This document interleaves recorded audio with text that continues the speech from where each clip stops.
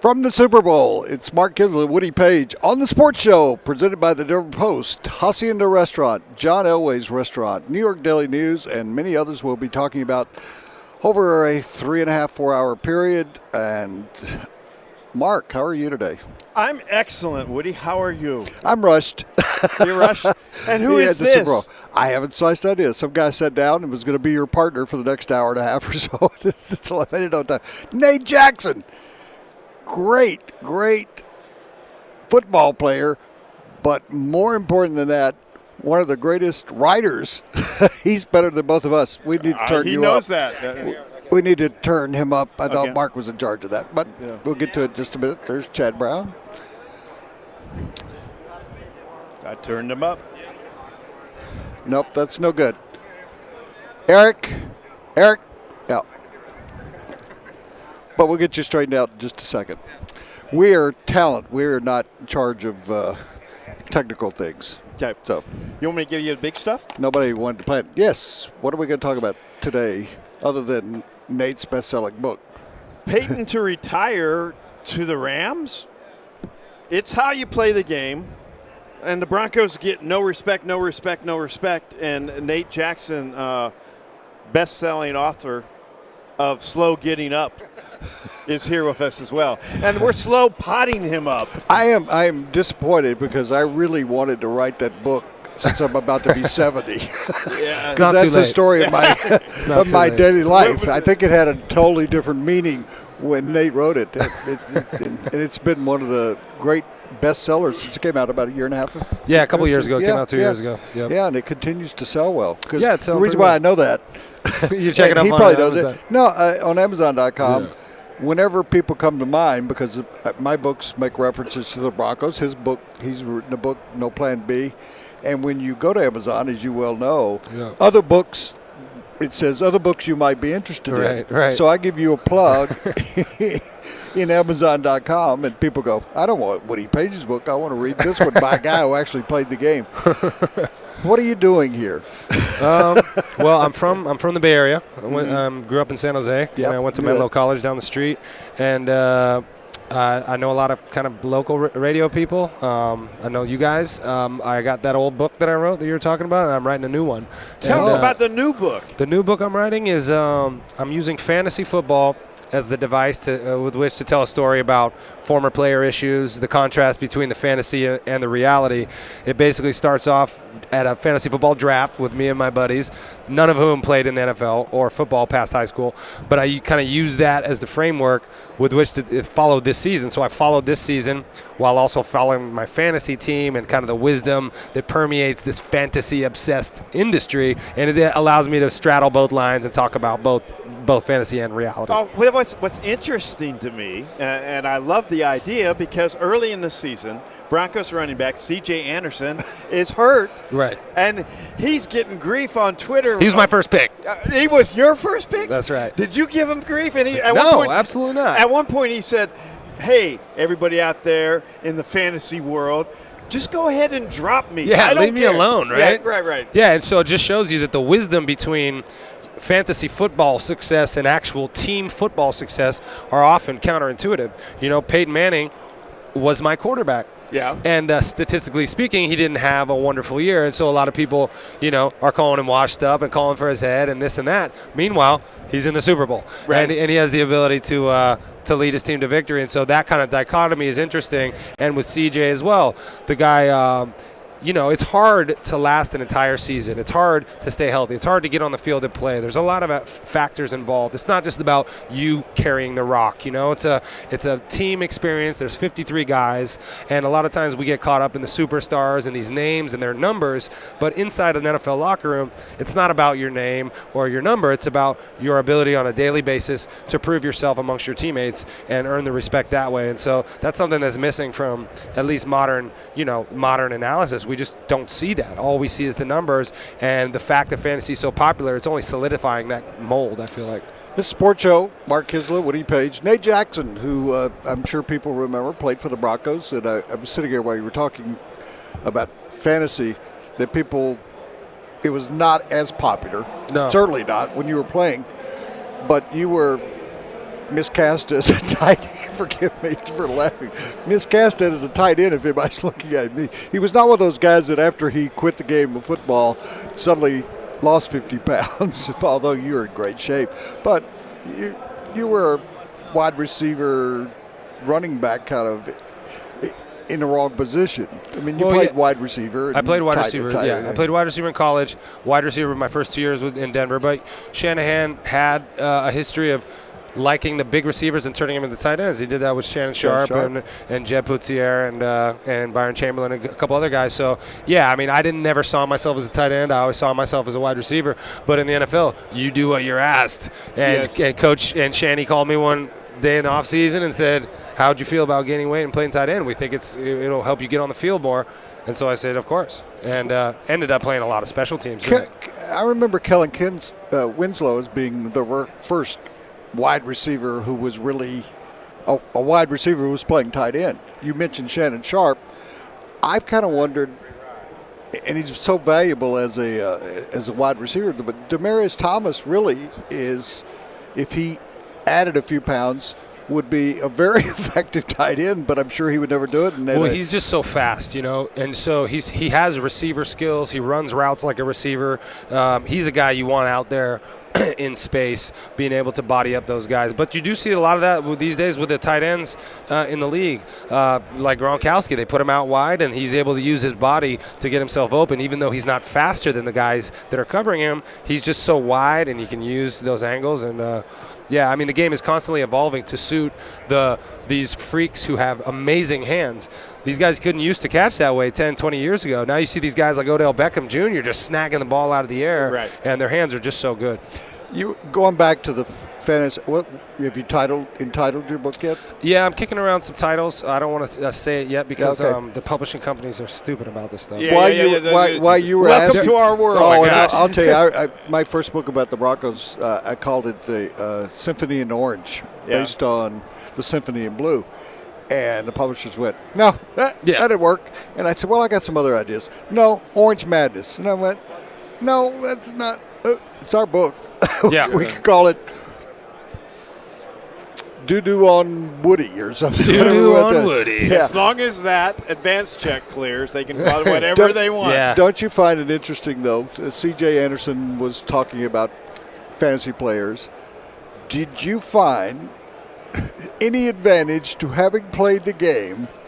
Because I seem to think that guys who study the game as fantasy players actually tend to know more than players who play fantasy. Well, they know kind of different things. They know about the numbers, but they don't necessarily know about momentum. They don't know about team kind of morale, and sometimes a team can be on a roll or faltering, or the coach has certain tendencies in certain cities, or some guys tend to weaken as the season goes on. Certain body types are good. I like to get big receivers. I think big receivers are good down the stretch. They get a lot of targets. They get a lot of balls thrown their way. They don't really talk about that in fantasy stuff, but I like also to draft guys that I knew or that I played with. Mm-hmm. So Brandon Marshall is always on my team because I love him, and Jay Cutler was on my team. Maybe not the most sound decision, but part of the narrative of the book is I won the last 2 seasons with Jay Cutler as my starting quarterback. There you go. And so it's the head or the heart. What do you draft with? What do you choose with? And it makes it more fun if you go with the heart. There you go. Yeah. It does. Yeah. It's more fun to root on Sunday. Do I really want to watch like the NFL Network fantasy show and do what some dude tells me on there to do? Or is it more rewarding when I just say I like that guy and I think he's going to do it? Speaking of Sunday and this Sunday, and one of the reasons why you are wandering around as an expert in the reality game and the fantasy game, do the Broncos have any chance? You know what? I'm big on kill the narrative. Flip the narrative on its head. And the narrative of this game is the Broncos are going to lose. The line is -6, right? So I think the Broncos are going to roll. I think they're going to win easily, handily, 2 touchdowns. Is this head or heart? This is the heart. Oh, well, see, this is the head of the heart. We just went through the fantasy stuff about, you got to look inside and everything. Now this is a heart with a brain. Yeah, this is the head of the heart, Woody. Why? Why? Because not why are you picking them? We decided rooting for the Broncos. Why is the narrative turned upside down? What is Because, the reason they're going to win by 2 touchdowns, you said? Well, I think They haven't won by 2 touchdowns against anybody. that's exactly why they're going to. Because as soon as you start relying on formulas in the NFL, you get burned. As soon as you think this is a sure thing, this is going to happen, this guy always does that, it doesn't happen. And I just feel like it's bubbling and building towards something opposite of what's expected, and I think the Broncos are going to win.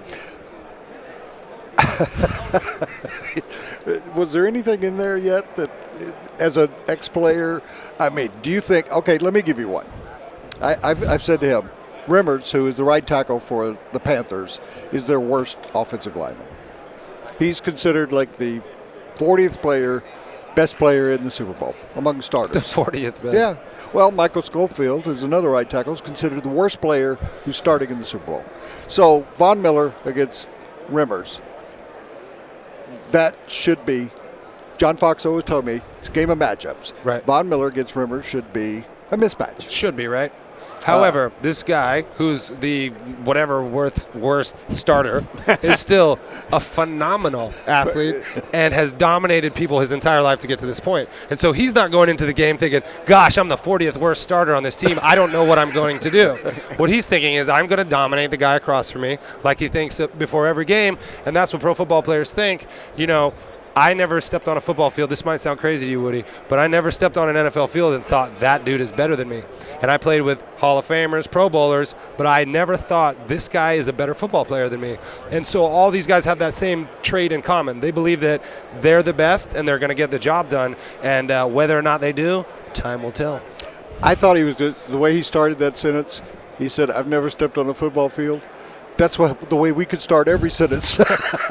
I've never stepped on a football field, but, well, I have before games and afterward and stuff like that. Enjoy the week. It's great to see you. Yeah. I think if you haven't studied Pete Gent's books, you could do a great job. If you read his books, he North was Dallas 40. What else did he write? Oh, he's written about 15 different books. Oh, cool. So, I mean, you really should take a look at his stuff, or you and I will sit down and write a novel sometime. Yeah, cool. I'm Let's working do on it. one now. All right. Nate Jackson. Thanks, Woody. Yep. Let me tell you about Elway Steakhouse in Cherry Creek. I'm sure you've been there. It's owned by John Elway and Tim Schmidt and others, and they do an incredible job. You can either go into the bar and eat at the bar or eat out on the patio in the summertime. Wednesdays, thanks, Nate. Wednesdays, great concerts outside in the Cherry Creek area. Inside, the greatest steaks in Denver, particularly that bone-in ribeye, those side dishes, their dessert items, the drinks at the bar, the atmosphere, the people to talk to. There's TV sets. If you want to watch sports events, I watched the famous Kansas City game where there were the playoff game where there were like 5 errors in 14 minutes. The baseball game? Yeah. Okay. All right. Yeah. You remember I had football in the brain. The worst inning in the history of the Yes. World Series. I was sitting in Elway's bar watching that night, and guys were coming up saying, "What do you think just happened?" I said, "I don't know. I'm trying to watch it." Elway Steakhouse. Also, I'd like to talk to you about Rocky Mountain Men's Clinic, #1 men's clinic in Colorado. There's a reason why, because the people at Rocky Mountain Men's Clinic care about you and will treat you as an individual, not as they do everybody else. They have so many different testing systems, particularly the PSA testing system, testosterone. They have a friendly atmosphere there. They will work with you. I know as a man you're going to be nervous about going to see them, but your sexual issues could be the sign of broader health issues that they can deal with. So I invite you to go to Rocky Mountain Men's Clinic, and I'll give you the phone number later, won't I, Dane? It starts with 790. But I will get back to that. Go to their website, check them out, RockyMountainMen'sClinic.com. Is a lack of intimacy at home starting to affect your performance on the course? There are many factors like high blood pressure, diabetes, and high cholesterol that may be contributing to your erectile dysfunction. Get back in the game with one visit to Rocky Mountain Men's Clinic, offering same-day solutions for all erectile dysfunction and premature issues. And you get to try the medications containing FDA ingredients right in their office. Let the providers at Rocky Mountain Men's Clinic help you get your confidence back. And be sure to ask about the $99 limited time special. Call today.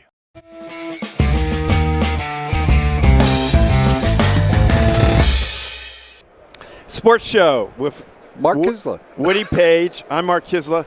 And now, another hell of a football player, Chad Brown. Welcome, Chad.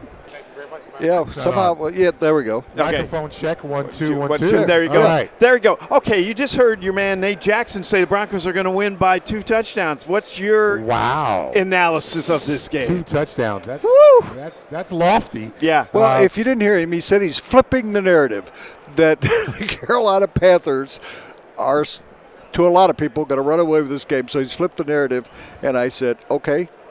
He said, Broncos 2 touchdowns. Why? And I don't think he still told us why, other than his heart believes it.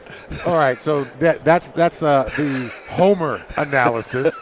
I'll give you some actual football analysis here. That's good. I do see ways that the Broncos can win this ball game. Obviously, Carolina's coming in 17-1, right, with the playoff games included.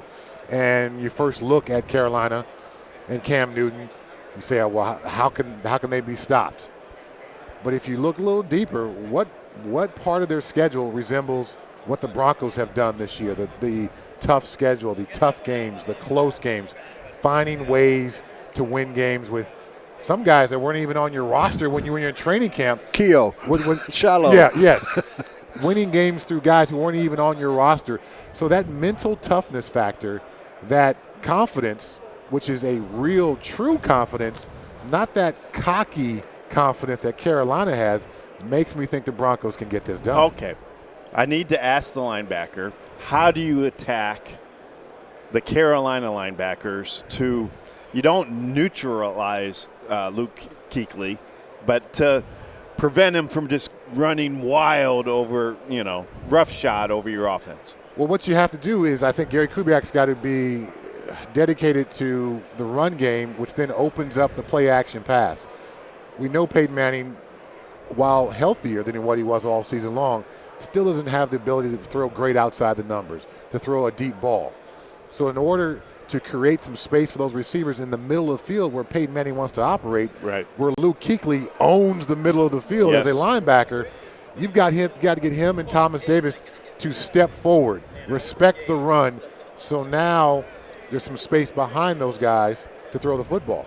But if they don't respect the run and they just are able to get back into their drops, there's going to be far too much traffic in the middle of the field for Peyton Manning to be successful. So I'm seeing a early on that first 15-play script from Gary Kubiak to be a little bit run heavy, get all those guys to respect the run, bite on the run, so when they do go boot, when they do go with play action, those linebackers step forward.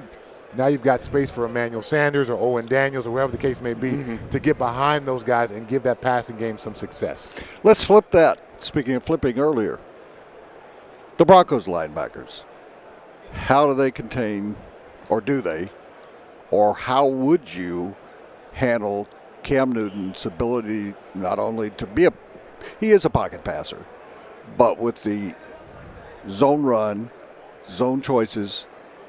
But then he's unlike Russell. He doesn't think run first, but there are some run plays. So what do you, if you're Brandon Marshall and Danny Trevathan, who I think will be assigned to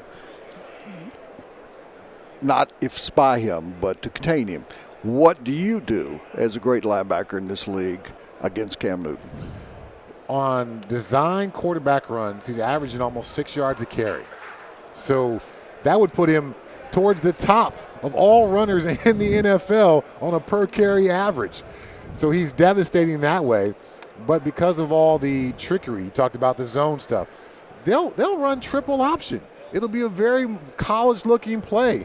And sometimes they'll do triple option not with a fullback, or there'll be a fullback, but there'll be a receiver on one of those jet sweeps coming around. So what that offense does to you as a linebacker is you've got to kind of pause for a second and diagnose the play. But you can't pause too long. You pause too long, they'll run past you. You're too aggressive and go too far upfield, they'll find a gap in there. If they're able to isolate you as you're pausing and trying to diagnose the play, now here comes a 6'6" quarterback at 250 plus who's going to run you over and fall forward for 6 yards. So what you have to do is you have to be incredibly disciplined with your eyes. See where that football is going. If you your eye discipline isn't good and you can't see where that ball is going, they're going to devastate this Broncos defense. And that's what I love what you just said, and here's the reason why. Because during Super Bowl week, you have so much access to the players.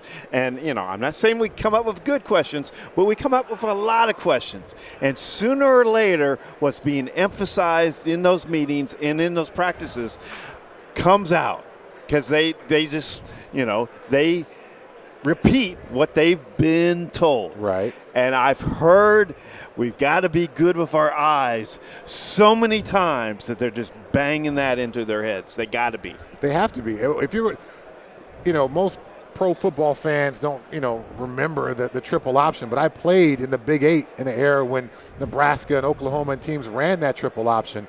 And in my linebacker meeting rooms with Alfred Williams and Kenavis McGee and Ted Johnson, all the great linebackers we had, eye discipline was talked about all the time. What am I looking at this particular play? What are my keys that I need to be able to see the quarterback with the ball in the fullback's belly? Okay, he's pulled it out. Now my eyes are back to the quarterback. Is it a tailback coming around? Is it a receiver on a sweep? And I need to be able to see all those things to diagnose this play. Read and react over 2 weeks' time of preparation. Does that make any difference? Or because it's something you haven't seen and reacted to throughout the season, is it learn as you go in that first quarter? I would say this is the 2 weeks leading up to this game perhaps helps the Broncos more than it helps Carolina. Okay. The Broncos aren't very complicated. If you've seen a Gary Kubiak team, you've seen a Gary Kubiak team. Whether it's the Broncos, the Ravens, or going back to 97, 98, you're familiar with the play action, the rollouts, the bootlegs, the zone run. You're familiar with all that. But for the Denver Broncos to play this very multiple running game that Carolina brings, because you talked about the zone read, Woody, but I just talked about the option, the triple option. But they have designed runs out of the shotgun, out of the pistol, out of I formation. I think they've lined up in a wishbone once or twice this season. So to deal with all of that, the extra time and preparation might help. I would think, would be key. Now, you don't want to go too far and get paralysis by overanalysis, which we've seen this quarterback for the Denver Broncos, I think, could be guilty of it sometimes in the past. But the lack of familiarity, I think, helps the Broncos with this extra week of work. Both of you, I'm sitting between two geniuses, and I'm saying that with meaning here. Right. You both were out in front of that. Peyton had his skills had diminished, that he was not going to have a good season. You were saying it to me on the program 6 months ago. Peyton's not going to have a good season. I'm summarizing, but you said it. At the end of last year, you said he's done being Peyton Manning. Done. So 2 points to that. What does that mean toward the Super Bowl? What has he done the last 2.5 games has that changed your opinion? Obviously not totally, but are his cerebral skills, the fact that he got rest that was forced on him, that they wanted during the course of the season, is he a fresh enough quarterback now? And B, the news is coming out that the Rams want to take a run at him for next year in Los Angeles. Would be a good publicity stunt if you're going to a new city. So give me both your opinions in regard to what happened that you believed was going to happen, and 2, could this not be the end? Based on what I'll let you go first. Let me start with your show. Is that too complicated? No, I want to throw out my theory on Peyton Manning, and then I want you to blow it up or give it a little bit of credit. Here's one thing I always analyze sports with.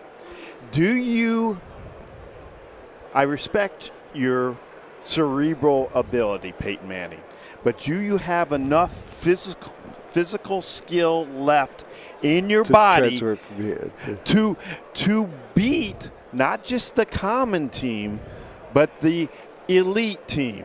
Because sooner or later, if you're trying to beat somebody with your brain rather than your athleticism, if you face enough great athletes, doesn't matter how great your brain is. And Are the Carolina Panthers such great athletes defensively?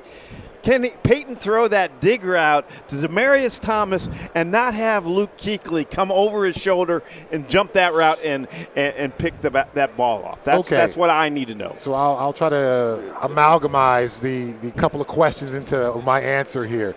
The most important stat over the last couple of weeks for Peyton Manning has been 0. I'm sure you guys have talked about that on the show. No turnovers. No turnovers in the interception column. I think the time off was obviously important from a physical perspective, but also important, maybe even more important, to watch Brock come in. And one of the things that Brock was in my mind is Brock was safe. Right. Safe with the football, consistently safe with the football.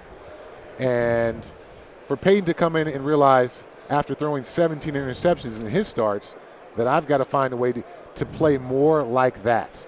And if I can do that, because he came into the season trying to still be Peyton Manning, not having the physical skills, having the mental skills you talked about, but not having the physical skills. You watch Brock do it, who doesn't nearly have the experience and mental skills that Peyton has as a young quarterback, but had the caution to play within himself. I think Peyton is now realizing that. During his 6 weeks off, Peyton Manning finally accepted his limitations. That's what I believe. Yes, and there is something to be said for watching someone else do it that is almost impossible for you to be coached to do that. You need to see someone else do that and go, oh, I can do that. That's what they want? Okay, I can handle that. I can do that. Oh, so I'm going to play within myself, and then there's going to be 2 or 3 drives during the course of the game where we get great field position, where our defense gives us a short field, well, then we'll hit the pedal to the metal. But outside of that, we'll be safe. We'll call a safer game. And I think Peyton has now saw that from the sideline and said, oh, I can do that. I can be that guy. Doesn't have to go out and throw 35 passes. Doesn't have to throw up 300-plus yards of passing offense. Have a 0 on the stat column on those 2 or 3 opportunities during the game when your defense gives you a short field. Hopefully you can walk away with a touchdown. That's what he needs to do this week. Now, whether the Rams want to take a chance on a guy who's been proven over the last couple seasons to not be healthy, and the injuries aren't because he's been taking tremendous shots. The injuries are older player injuries. I'm not sure why they would want to do that. Do you think he would do that? I think it'd be crazy to do it. I'm not saying he won't, but I don't think so. I thought for a month that he's decided that he's done. Well, and suddenly this pops up. That's why I bring it up, that the Rams come and say, $20 million, come join us in L.A. You know, I don't have like $100 million like you have, Woody. So $20 million is certainly enticing to me. Yeah. That's lottery ball money. I'm sure you've turned down $20 million dozens of times in your life. It'd be tough to turn that down, but I think Peyton Manning, having made over $200 million as an NFL quarterback. More than anybody else. More than any other player, with the future business opportunities that he has, I would think he would like to leave his legacy as it is, having played his last game in the Super Bowl, regardless of what happens. Again, I played with Jerry Rice his last year in Seattle, and I respected Jerry Rice from a player standpoint, that you love the game so much, you're willing to be the 3rd or 4th wide receiver, backing up Corn Robinson and Darrell Jackson in Seattle. I love your love of the game, but it's one thing to be a 3rd or 4th wide receiver and get your 2 or 3 catches a game. It's quite another to be the starting quarterback and literally be crumbling in front of everyone's eyes every snap. So if I'm Peyton Manning, I'd walk away. Chad Brown, Super Bowl winner, great Pro Bowler, great career. I was in your studio the other day. Pac-12. Oh, nice. Okay, yeah. I was just there. I was just Boy, there this morning. that is a great studio over there. Yeah, it's a really, it fits this whole San Francisco techie kind of air. It's a really cool, I was in front of the Golden Gate Bridge, and it's a great staff. They had about 12 guys in there that I love working with. Thanks for coming by. Thanks for having me on, guys. Juicy's Burger. Juicy burgers and dogs, absolutely. Was there something you're promoting we failed to mention that you're going around working radio stations? Yeah, my day for promotion is tomorrow, but since I'm on with you guys, I am promoting a beet juice supplement called Beet It, B-E-E-T-I-T, Beet It. And it's beets have the highest level of nitric oxide of any natural plant. The company has found a way to concentrate that into a shot. So it's essentially an energy or a workout type of shot, but doesn't give you the jolt that caffeine does, but allows you to recover faster, work harder, and feel better. Will you bring us one by? I will bring you guys some And samples we'll tomorrow. mention it again, and we'll Beatit.com. stop by and tell us. Not Michael Jackson Beat It, but B-E-T, beatit.com. Chad Brown, let me tell you about Denver Mattress, the official mattress of the Denver Broncos, the official mattress of the sports show. It's right here on the table. It's right in your neighborhood. They're all over town. They're in Furniture Row. I really like the people. It's a Denver company. It makes sense. It's got his name on it. And they have a factory off I-70, and they make the beds there, and they make the beds that will help you in life. Really, sleeping is 1/3 of your life. Make it an enjoyable experience in a number of different ways. Denver Mattress. Today is Papa John's 18 special. You go online and you put in the 18 special. You can get 2 pizzas, 3 toppings each, $18. Think about that, $9, 3 toppings. All you have to do is go online. It's a simple process. Hugh Johnson and I do it all the time, guy we work with back in Denver, that you go in there, you say, I want extra cheese, I want onions, I want bacon, and it costs a little bit more if you get 5 or 6 toppings. I actually love, if you're going to get delivery pizza, there's nothing better than Papa John's Pizza. Go to the new papajohns.com. For our Players' Choice pizzas, we made the NFL players' favorite pizzas. Now you can eat like an NFL player. If I can eat like a football player, I can talk like one, I can work out like one, I can even dress like one. Look, you can eat the pizza. You just can't steal my shorts.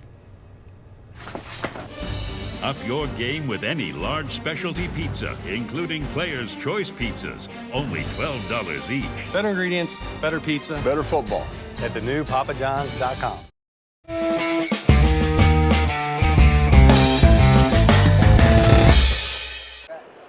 We're at the Sports Show, and Mark Kiszla, Woody Paige with you, coming from Moscone Convention Center. We will be doing this program up until 3. We take a half-hour break. We will be back for another hour and a half or 2 hours, as long as we can get great guests like we've had already.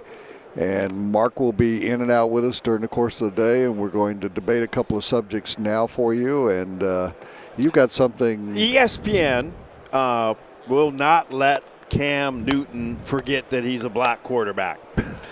And they've commissioned a survey that says that more people are turned off by Cam's style play and his personality than his race. And Peyton has a much higher approval rating. So is race a factor or not in that the people love Peyton and they're not so crazy about Cam? Mark, you've been doing this for a long time, and I've been doing it for twice as long, right? Truthfully. And race, when I started, was always a factor because I remember the University of Houston being the first team from Texas to the South having an African-American player.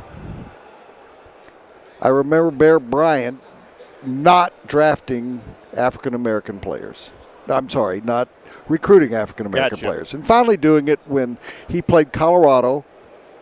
Chad Brown knows this. When Bear Bryant lost to Colorado in the Liberty Bowl.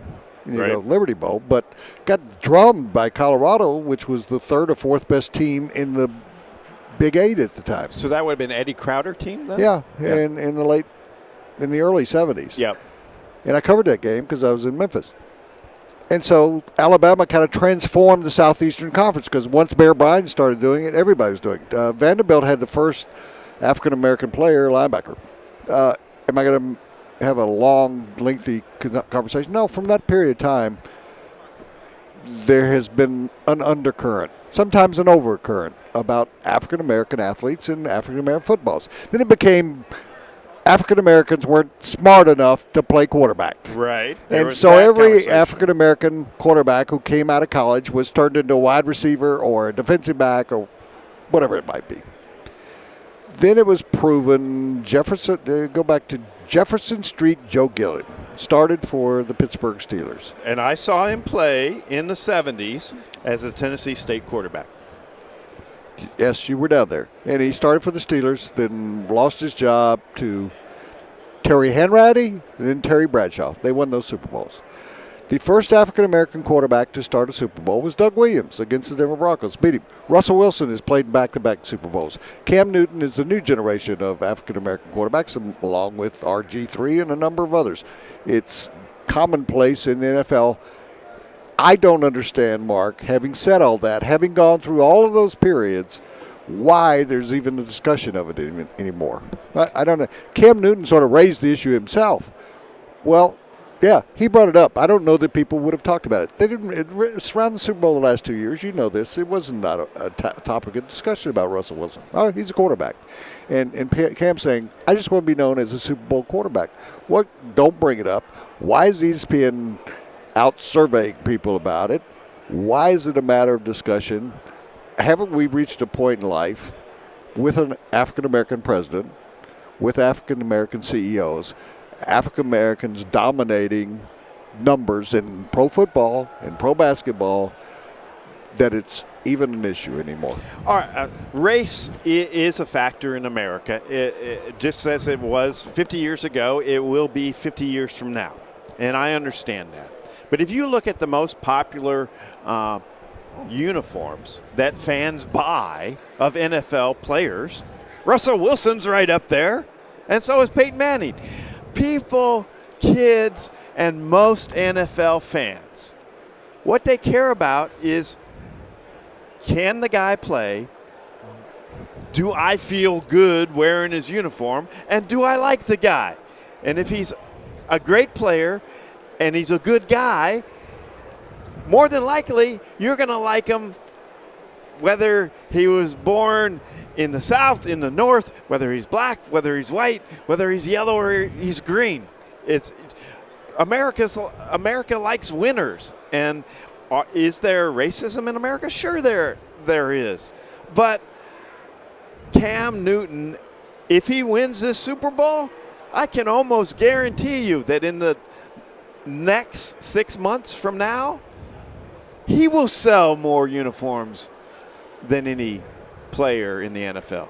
I'm trying to also think, Peyton Manning said earlier in the week that he thinks Cam Newton will be the face of the NFL for the next 8 to 10 years. Who has been the face of the NFL for the last 25 years? Tom Brady. And Peyton Manning. Peyton Manning. But you go back, running backs have been. So you're right. There's still racism because I get letters, and you do too, emails saying, black. And they will bring up, and you say, it's a reflection of the United States. There's still people that are anti-black, anti-Hispanic. Ron Rivera, it's being raised. He brought it up. He's the second Latino coach in a Super Bowl. Tom Flores was the first. I don't even think people knew that Tom Flores, you and I did, was Hispanic. It never really came up at the time. I just hope that we reach a point, and I think in this country we're getting closer to that point where ultimately it can just be Cam Newton quarterback. Siltahar Motors out in Broomfield, and I want to remind you about, thank you. Let me read this for you because this is amazing. Lincoln has some amazing new products out right now. Their small SUV, the 2016 MKC, has both room for your stuff and great gas mileage. And you go, well, I don't know anything about that. I actually looked at the sticker the other day and was reading about the gas mileage, and I was amazed because I have an SUV. The new 2016 MKX crossover has amazing styling and cutting-edge technology. They're both available at Siltahar Lincoln in Broomfield, and I have found that this is true. They have really friendly people who are both funny and professional and good to be with. They can really help you out from your very first car to your dream car. Siltahar Ford. Now, Bud's Bar in Sedalia. And I am going to personally take my friend Mark out there if he hasn't been there before. Have you been there? Yeah, I have been there. there. Oh, well, you've been there. I haven't been there recently. No, go back. If you haven't been there for a while, Mark Kiszla, or you people out there, if you've never been there, it is worth the trip to Sedalia. I'm going to repeat that. Worth the trip to Sedalia to Bud's Bar. You go, why would I go out there for a bar? You don't have to go out there get intoxicated. Go out there and get a cheeseburger. I beg you. The menu is so simple. Single cheeseburger, double cheeseburger. They will do a triple cheeseburger if you want to. It's done in a special way. If you are anybody that is a burger aficionado, trust me, you will find it to be the best burger in all of Colorado. Don't believe me. Believe the national programs on Food Network, on the Travel Network. Look at books. You'll find them anywhere. Do research online. Best burgers in America. Bud's is right there at the top. They have photos of it online, not from their website, but from famous books around the country. You cannot miss it. You hear that all the time. If you go south on Santa Fe or north on Santa Fe, you'll see the town of Sedalia. It's one street. Bud's is right there. Bud's Burger Bar, the best. This is the sports show in San Francisco, downtown San Francisco. I have found it to be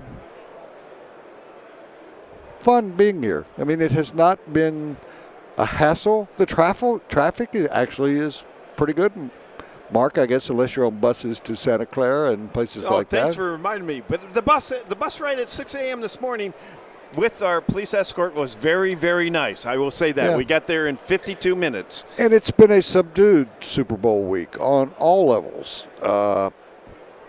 In the streets, in the town, you haven't had a lot of controversy except for one Broncos practice player being arrested, Murphy being arrested, not ticketed, but being, I guess, held for a little while because of a prostitution ring. And can I mention one thing? I sat down with Antonio Smith this morning, and first thing he told me is that he was awakened this morning with the news that his father had died. So that is another situation the Broncos are dealing with, and I think they'll rally around Antonio Smith. This is what I want to ask you. Let's do 4 on the floor. How about that? And you ask me the questions. I will ask you the question. Is Von Miller the number one player in this game ahead of Cam Newton? Well, Pete Prisco, who I have great respect for, has been on this show from CBS.com, who, by the way, and maybe we'll mention it, Pete is one of the few people of the national expert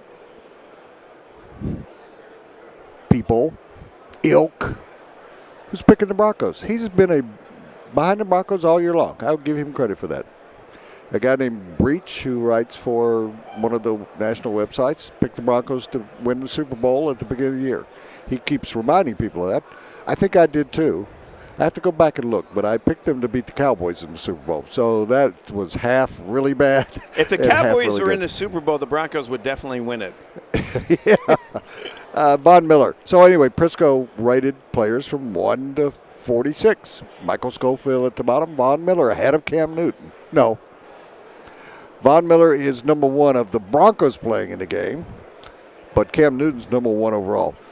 There's a team that wouldn't have one loss if Cam Newton had been playing for their team. So I would rank Von Miller, who's number 2 in that same draft, Cam Newton. If Von Miller has an incredibly great game, the Broncos have a chance to win the game. Cam Newton has one of the games he's had all year long. The Panthers can win this game. This is my biggest concern for the Broncos in the game. I think that in every previous game the Broncos have played this season, with all due respect to all the great players in the NFL, Von Miller has been the best athlete on the field. In this particular case, I'm not sure that he's the best athlete on the field. Cam Newton might be the best athlete on the field, and that's a big concern. Well, Vaughn told you he could play offense, defense, special teams. That's right. He's done tight end. some of that. Yeah, tight end, quarterback. Next question. Who will have more rushing yards, speaking of Cam, in the Super Bowl? Will it be Cam Newton or C.J. Anderson? Who will have more rushing yards? Oh, C.J. Anderson.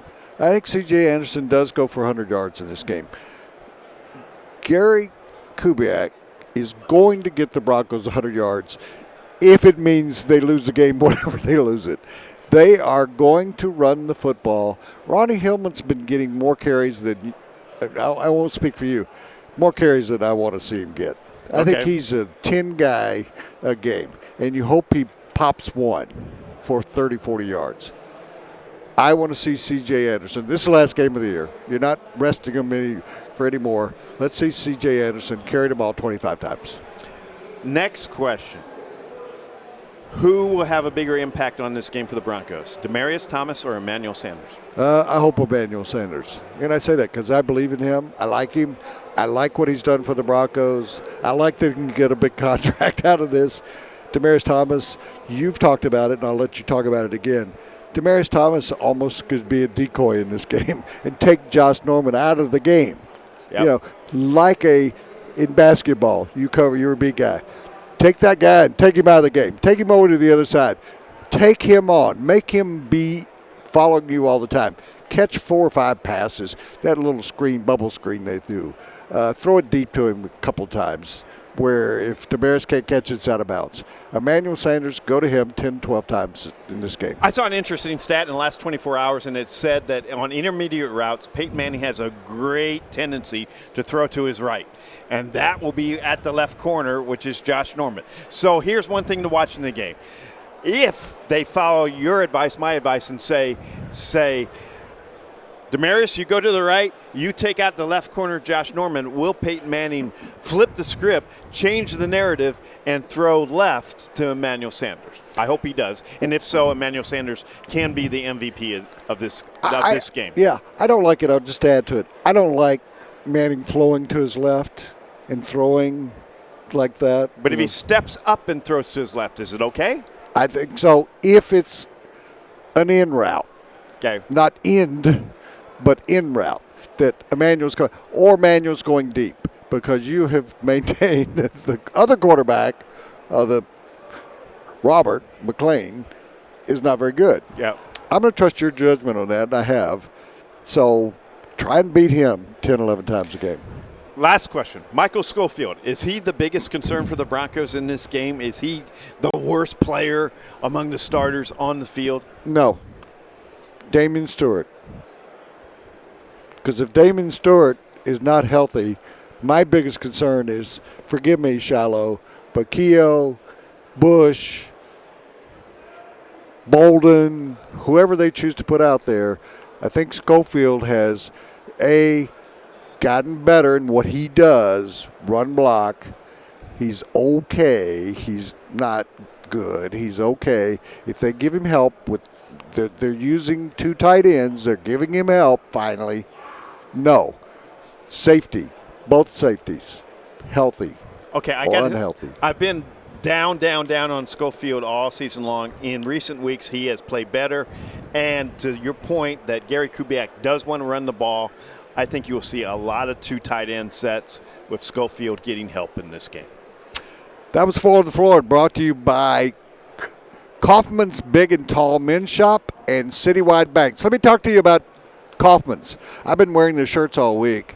I have been wearing their clothing since the early 1970s. If you're a big and tall guy, even if you're not, I got my first leather jacket there. It was stolen when I went back to Memphis before I moved to Denver. And I've been shopping there for now 40-something years. Quality prices, quality service, but quality goods. My father was in what's called dry goods. He was in the clothing business. He knew clothing. He passed that along to me. When I get my stuff when I get my shirts and pants at Kaufman's, I know I'm dealing with quality people, with quality. they have guys in there that have been working. It's not a chain. The guys have been working there for 30, 40 years because they like working there, and it shows when they deal with you. Kaufman Big and Men's Store, and it's on South Broadway between Evans and Broadway on the right side or the west side of the street. Kaufman's. Citywide Banks, Colorado-owned, family-focused, locally focused. There are 12 citywide banks in Denver and Boulder. I go by the one on Hamden almost every day. I stop on a regular basis. I do my banking at Citywide. Why? I don't want the money to go to New York. I don't want it to go to England. I want my money to stay in Colorado to help 150 charities, and that's what they do, to help small and big businesses in Colorado. Citywide Banks. I am Citywide Banks. I am Citywide Banks. At Citywide Banks, we put you first by exceeding your service expectations every day. Every day.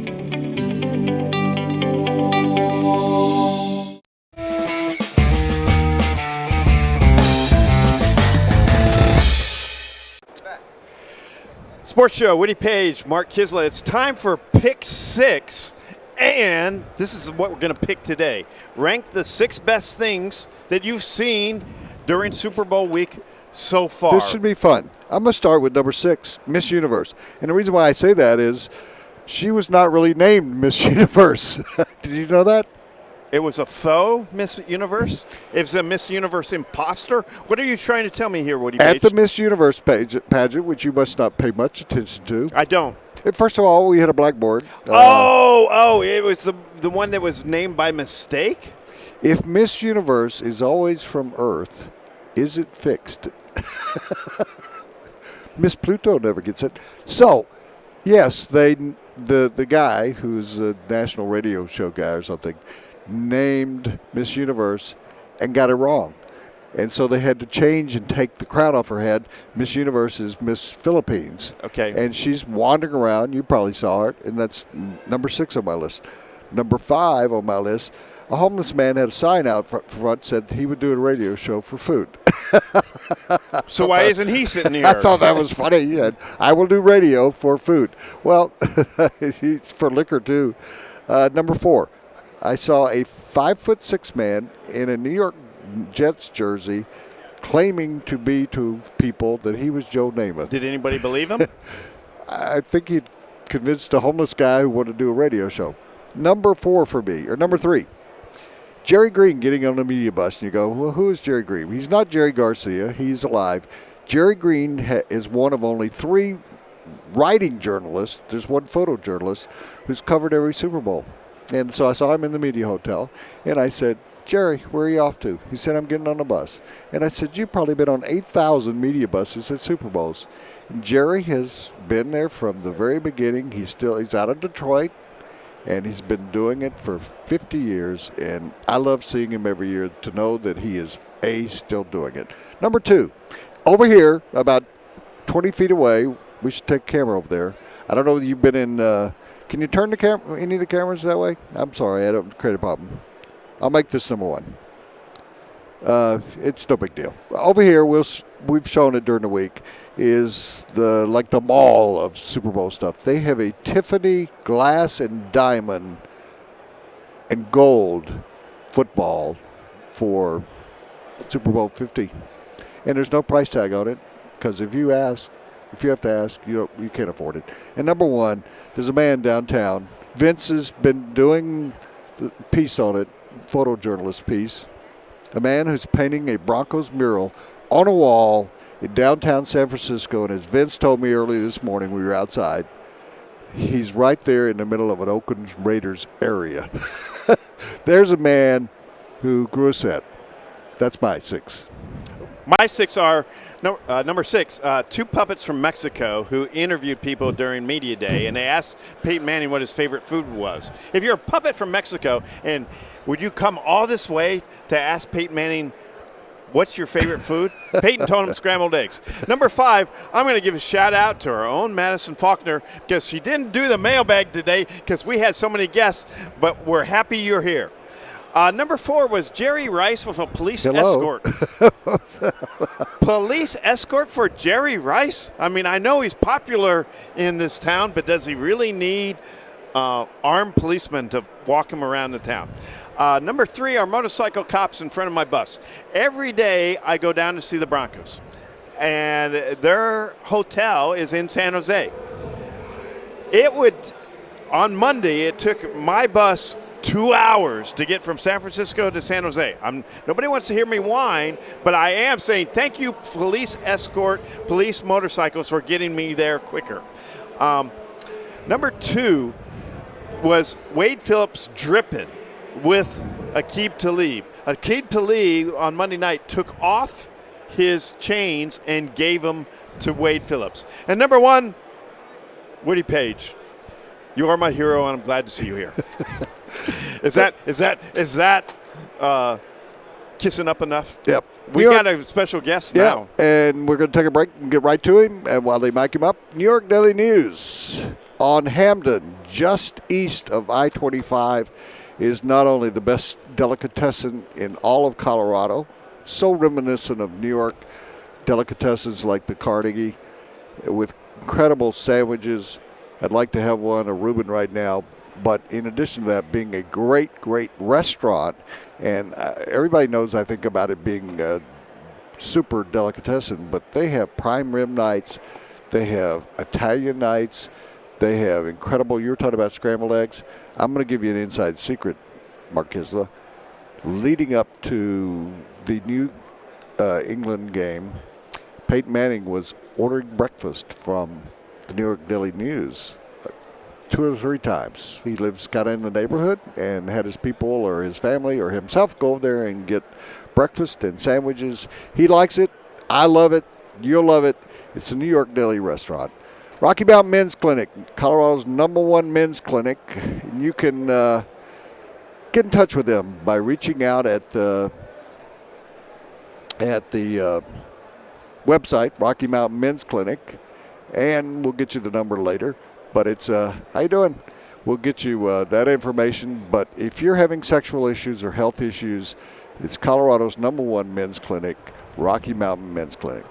Is a lack of intimacy at home starting to affect your performance on the course? There are many factors like high blood pressure, diabetes, and high cholesterol that may be contributing to your erectile dysfunction. Get back in the game with one visit to Rocky Mountain Men's Clinic, offering same-day solutions for all erectile dysfunction and premature issues. And you get to try the medications containing FDA ingredients right in their office. Let the providers at Rocky Mountain Men's Clinic help you get your confidence back. And be sure to ask about the $99 limited time special. Call today.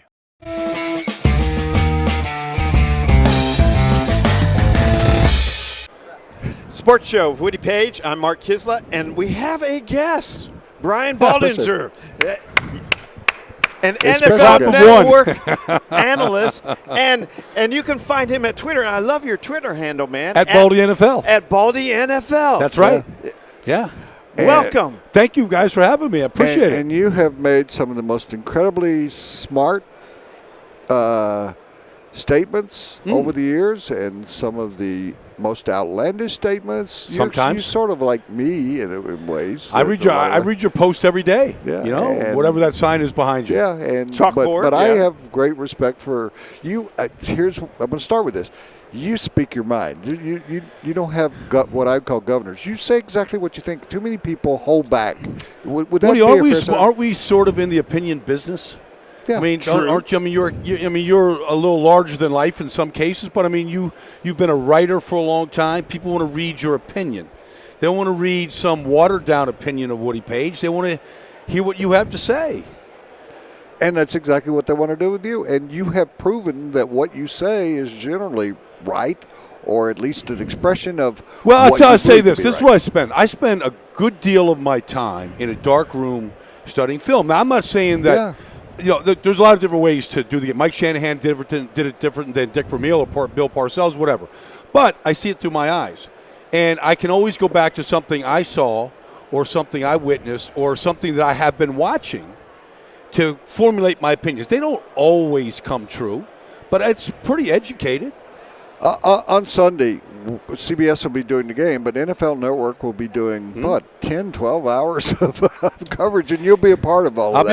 I'll be a part of it. I'm also doing the pregame on the field for Sky Sports in London. Oh, wow. Oh, I love that. Well, we're global. We're global sport. We'll be in London, and I did all those NFL Europe games over there back in the day. It was a boondoggle, but we all benefited from it. So, yeah, we'd be busy all week. So watch for him all weekend. Thank you. And you can pick up Sky Sports even in the United States, but I love it when I go to England and throughout Great Britain. Irish. I'm Irish. Let's get to the game. Yeah.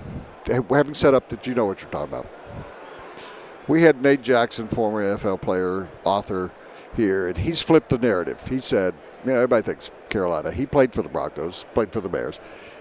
He said, I'm flipping the narrative. Broncos going to win by 2 touchdowns. Ooh. And I said, they haven't beaten anybody by 2 touchdowns.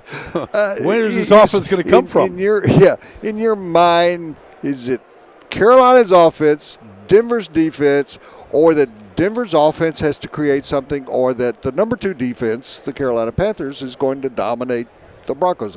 Which one of those groups do you think? I won't ask you immediately who's going to win, but which one of those groups is going to dominate in this game, or will end? All right, let's look at it this. What you're asking me, Woody, is Denver's offense and defense 1 and 2, Carolina's offense 1 and 2. So there's 4 groups. The one that has to show up and play bigger and better than they have throughout, not just the postseason, but all season, is Denver's offense. I think we pretty much know what Carolina's offense is capable of doing. We've seen what their defense has done to Arizona and Seattle.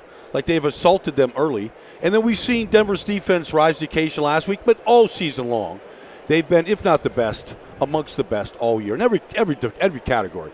So it's really Denver's offense right now. What are we getting? We're getting a healthier Peyton Manning. We've seen that in the postseason.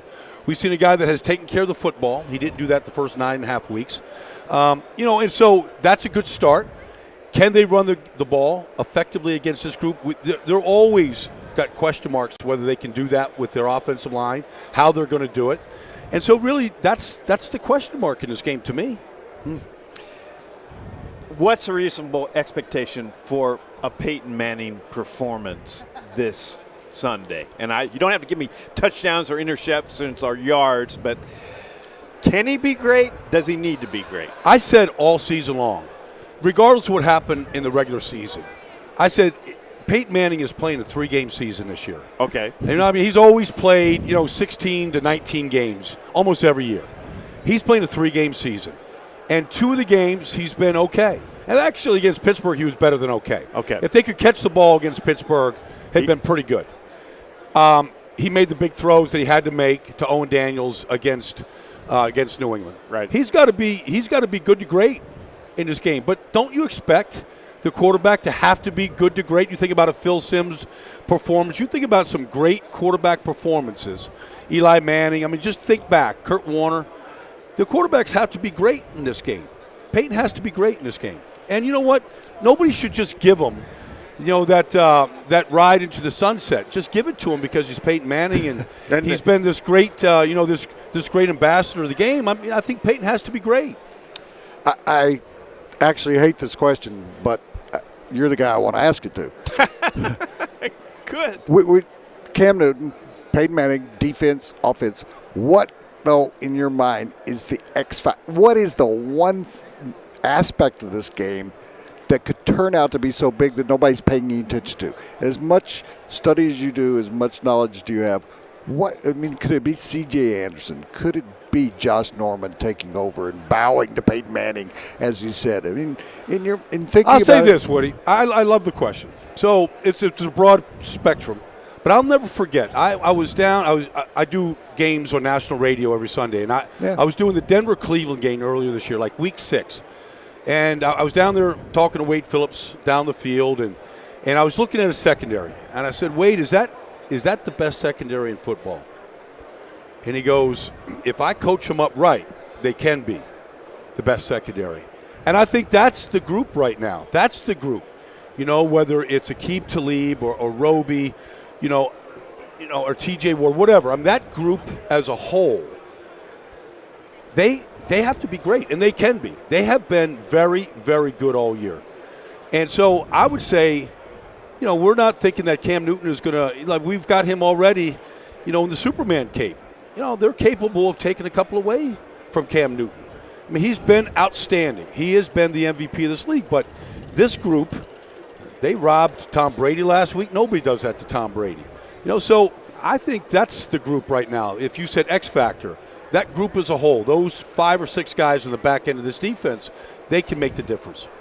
Brian has been, during the course of the season, I've heard him on, you're talking about, heard him on doing the games on radio, NFL Network, Sky Network. He'll be involved in coverage all weekend. And NFL Network will have 9-10 hours of coverage, and you'll be a part of it. Yeah. Hey, it was a real pleasure to have you come Woody. over. Yeah, thank you very much. Me and Mark Kiszla. Thank you. All right, enjoy the whole week, guys. Appreciate it, man. We are, so far. Thank you. I want to thank our sponsors, and we'll start with Denver Mattress and Papa John's with the Special 18. Go on to the new Papa John's. We also want to thank Silta Motors out in Broomfield, Bud's down in Sedalia, Bud's Bar, Kaufman's Big and Tall Men's Shop on Hamden and South Broadway, Citywide Banks, Rocky Mountain Men's Clinic, Elway Steakhouse in Cherry Creek, New York Daily News right off I-25 on Hamden. Papa John's, as I mentioned, Hacienda, Colorado, the best Mexican food. The puppets should show up and ask us the best Mexican food in Denver, Hacienda. Denver Mattress, your place to go in Denver, locally owned. Great mattresses, given whatever your issues might be in sleeping at night. Papa John's 18 special today. This is a sports show with Mark Kiszla and Woody Paige. Coming to you live from San Francisco, the Denver Post and DPTV. We will take a break for about 25 or 30 minutes. We'll come back with more guests and more talk about the Super Bowl. Thanks always to Mark Kiszla and our group here, Vince, Dane, sometimes Madison, Nicole, John, and Eric. I'm Woody Paige. Have a great few minutes, and we'll see you more later in the afternoon.